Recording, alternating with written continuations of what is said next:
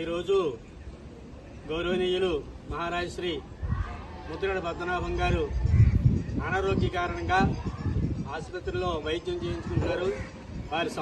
వారికి సంపూర్ణ ఆరోగ్యం చేకూరాలని చెప్పేసి, మంచి ఆరోగ్యంతో తిరిగి రావాలని చెప్పేసి కిర్లంపూడి మహాశివరాత్రి కమిటీ వారు ఈరోజు రుద్రాభిషేకాలు, పూజలు, కార్యక్రమాలన్నీ కూడా నిర్వహించారండి. ఈశ్వరుడికి, అమ్మవారికి పూజలు, అభిషేకాలు చేయించారు.